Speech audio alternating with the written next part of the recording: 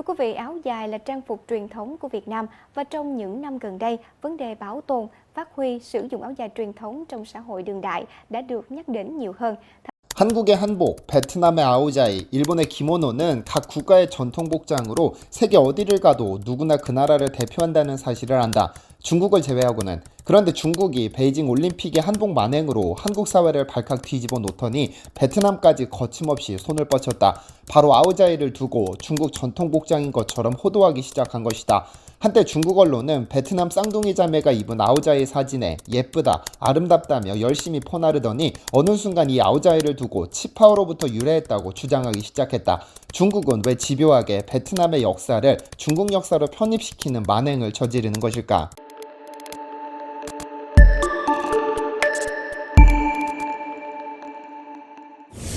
안녕하세요, 디스멘터리입니다. 어느 국가에나 전통 복장이 있는 것처럼 베트남에도 역시 아오자이라는 전통 옷이 있습니다. 이 아오자이는 18세기 초부터 입기 시작한 옷이지만 현재는 특별한 행사나 학교 교복 외에는 잘 입지는 않습니다.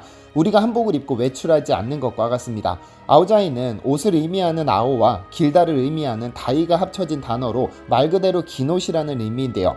주로 하얀색 천을 이용해 만들지만 결혼하지 않은 미혼 여성은 흰색 아오자이를, 결혼한 여성들은 다양한 색깔의 아오자이를 입는다고 하는데요. 그래서 베트남 고등학생들은 흰색 아오자이를 교복으로 입고 있습니다. 한때 온라인에서 베트남 졸업식 문화라는 글이 유행한 적이 있었는데 베트남에서는 특이하게도 교복에 롤링페이퍼를 적어준다고 합니다. 남자 여자 구분 없이 가슴이든 엉덩이든 적고 싶은 곳에 롤링페이퍼를 적는데 남학생들이 흰색 아오자이를 입은 여학생에게 롤링페이퍼를 적는 사진 때문에 묘한 오해가 생기기도 했었습니다. 특이한 문화니까요. 그런데 이 아오자이는 입는 방식이 정해져 있습니다. 햇빛을 가리기 위해 논라라는 원추형 모자를 함께 쓰는 것이 일반적이며 반드시 윗옷이 허리 아래까지 길게 내려와야 합니다. 뿐만 아니라 원피스 형태의 드레스이고 허리부터 옆면이 트여 있어 반드시 긴 바지를 받쳐 입어야 하는데요. 사실 18세기 중반까지 이 아오자이는 왕과 관리들만 입는 옷이었다가 1930년대부터 모든 계층이 입을 수 있도록 변경되었는데 원피스 드레스라는 특성상 어디서나 편하게 입을 수 있는 복장으로 발전했습니다. 더구나 편안함 덕분에 21세기의 역동성과도 어울리기 때문에 베트남에서는 이를 베트남의 상징처럼 여기고 있기도 하죠. 이렇게 베트남인들에게는 자랑스러운 전통복 아오자이는 흐트러지게 입었다가는 문매를 맞기도 하는데요. 미국에서 그래미상을 6차례나 수상한 유명 가수 케이시 머스그레이브스는 지난 2019년 10월 텍사스 공연에서 아오자이를 입고 무대에 올랐습니다. 일견 베트남인들의 입장에서는 유명 가수가 베트남 전통복을 입고 무대에 올랐다는 사실이 기분 좋을 법도 했으나 베트남에서는 난리가 났었죠. 왜냐하면 머스그레이브스가 아오자이를 입고 하의를 입지 않은 상태로 무대에 올랐기 때문입니다. 이 영상이 공개된 후 베트남 네티즌들은 무례하다, 정숙하지 못하다 등 비난을 쏟아냈고 한 네티즌은 존중받고 싶으면 다른 나라 문화를 존중할 줄 알아야 한다. 우리 전통옷 아오자이를 입을 때는 제발 긴 바지를 함께 입어달라며 선정적으로 비춰지는 것에 극도의 거부감을 표했죠. 베트남 유명 배우 응호 타인반 역시 자신의 페이스북에 한 나라의 전통적인 의상을 입기 전 최소 그 나라의 국민들이 의상을 어떻게 입는지 정도는 찾아봐야 한다고 일침을 가하기도 했는데요. 그렇습니다. 모든 옷에는 전통적으로 입는 방법이 있고 그 나름의 규칙이 있습니다. 자칫 전통복을 잘못 입었다가는 해당 국가는 물론 자국에서도 엄청난 비난을 받기도 합니다. 지난 2021년 12월 10일 이스라엘에서 개최된 미스 유니버스에서는 전통복 콘테스트에서 일본인 참가자가 비난의 중심에 섰습니다.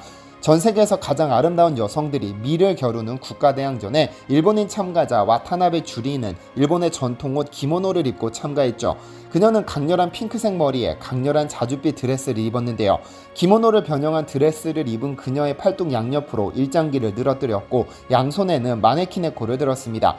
그런데 충격적이게도 그녀의 깊이 파인 가슴팍에는 떡하니 일본 두 글자를 한자로 썼습니다. 사실 여성의 몸에 글씨를 새긴다는 것은 성상품화의 비난을 피해갈 수 없는데 국가대항전에 자신있게 몸에 글씨를 새기고 등장해 보는 이들이 헉하고 말았죠. 그런데 비난의 대상은 핑크색 머리도 가슴에 새긴 글씨도 아니고 복장에 있었습니다. 그녀가 입은 드레스는 기모노를 변형했는데 그 드레스는 장례식에서나 볼 수 있는 기모노였습니다. 보통 기모노는 왼쪽 옷깃이 위로 올라가야 하는데 그녀는 오른쪽 옷깃을 위로 올렸고 이 복장은 죽은 사람이 입는 수의 방식입니다. 이에 일본 네티즌들은 이건 죽은 사람에게나 입히는 옷이라며 왜 일본 대표가 페스티벌에 수의를 입냐면서 엄청난 비난이 쏟아지기도 했었죠. 이렇듯 한국의 한복이나 베트남의 아오자이, 일본의 기모노와 같이 어느 나라든 자신있게 전통옷이라고 내세울 수 있을 만한 복장이 있기 마련입니다만 베트남의 아오자이에 중국이 욕심을 내기 시작했습니다. 소위 아오자이 공정을 시작한 것이죠. 몇 년 전 중국의 차이나 데일리는 2019년 추나 패션 위크 중 모 브랜드가 선보인 의상을 두고 혁신적인 중국 디자인이라고 소개하며 사진과 함께 게시했습니다. 사진 속 여성 모델은 허리부터 옆면이 트여 있는 검은색 드레스에 겨자색 긴 바지를 입고 머리에는 대나무로 만든 듯한 모자를 썼습니다. 그러나 이 옷은 누가 보더라도 아오자이 디자인의 전통 모자 논란입니다. 이를 두고 중국 언론 차이나 데일리는 중국식 스타일은 중국 패션 위크를 즐겁게 한다는 제목과 함께 2019 스프링 서머 패션 위크에서 선보인 새로운 디자인이라고 설명을 달았는데 이 기사가 베트남에 공유되면서 난리가 난 겁니다. 베트남 네티즌들은 도둑질이다, 인정할 수 없다며 강하게 반발하고 있는데요. 이에 대해 중국인들은 이 디자인은 청나라 복장인 치파오를 새롭게 해석한 것이라고 주장하지만 드레스 스타일이나 상의의 길이, 액세서리를 매치하는 방식이 베트남 방식입니다. 한국에서 한복을 중국 전통문화라고 주장하는 것과 흡사한 모습을 보이는데요. 중국의 우기기는 계속됐습니다. 2020년 온라인으로 개최된 미스 얼스 대회에는 한 중국 참가자가 전통의상 콘테스트에 베트남의 아오자이를 입고 나오기도 했는데요. 2001년부터 개최되는 미스 얼스는 국제 미인대회로 역사는 짧지만 세계 4대 미인대회 중 하나로 인정받고 있습니다. 한국에서는 미스 코리아 중 3위에 해당하는 수상자가 참가하는데 얼스라는 타이틀에 걸맞게 환경보호를 강조하는 대회죠. 그런데 2020년 대회에는 중국의 지에딩이라는 25세 여성이 참가했는데 그녀는 마지아만 습지공원에서 촬영된 영상에서 중국 전통음악에 부채를 들고 무용을 선보였는데 놀랍게도 그녀가 입은 복장이 바로 베트남의 흰색 아오자이입니다. 국제대회, 그것도 전통복 콘테스트에 당당하게 아오자이를 입고 출연한 그녀를 두고 베트남에서는 어떤 생각을 했을까요?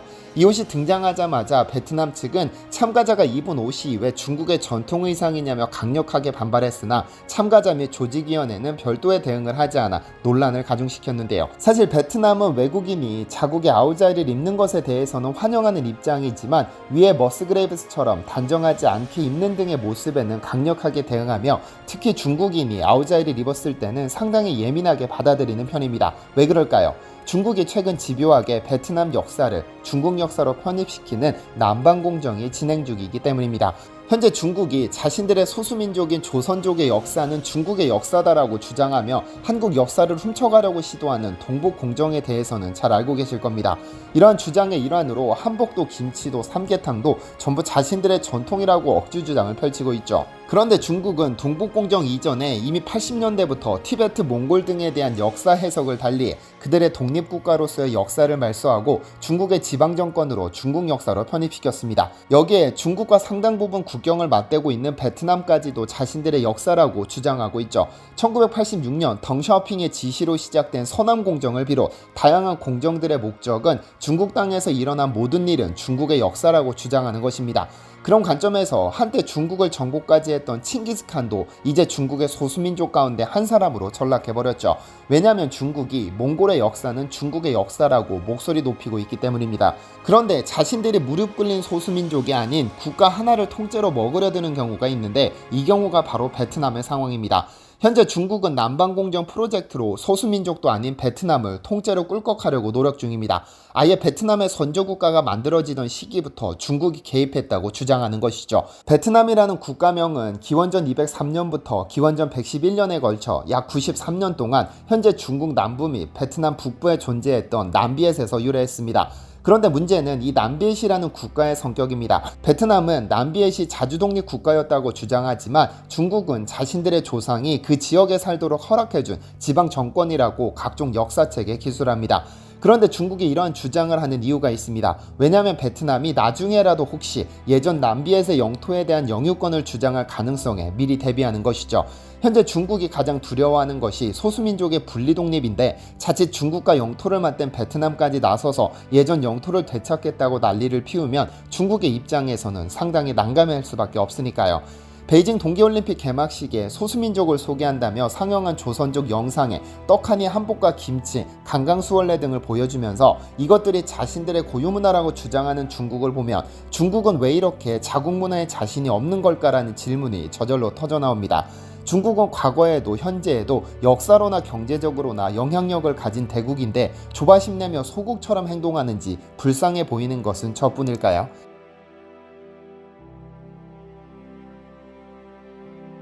시청해주셔서 감사합니다.